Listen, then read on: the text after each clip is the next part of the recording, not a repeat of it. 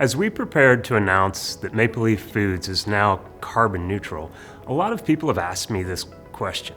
What does this really mean to me? How does it relate to my life? And here's how I've explained it. If my family and I set out to live in a carbon neutral home, we'd do everything we could to avoid activities that generate carbon. For instance, I'd avoid installing something in my house that I don't really need that requires a great deal of energy, like a hot tub. Or I'd ask myself if we really needed that second refrigerator, or can we live with just one?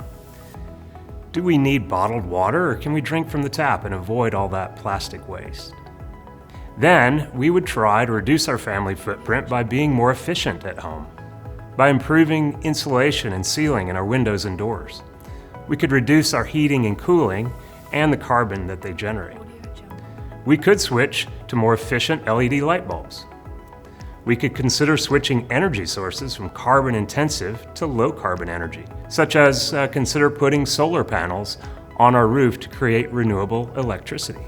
When we'd taken all of these steps, we'd calculate how much carbon we are still generating that we can't avoid, reduce, or replace.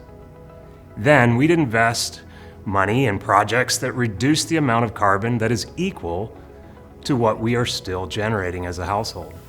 These projects can involve reforestation, recycling, composting, and wind energy. And then we could be carbon neutral as a household. Maple Leaf Foods employs 12,500 people working in offices, plants, and barns across Canada. As the Chief Sustainability Officer, I'm extremely proud that we've taken steps like these in every one of our operations, and where we couldn't avoid, reduce, or replace the carbon we generate, we have invested in projects that reduce the equivalent amount of carbon, bringing us to net zero now. My daughter will turn 50 in 2062. I'm proud that we are helping to care for the planet so she and her children and their children can thrive well into the future. All of our planet's children deserve this kind of future.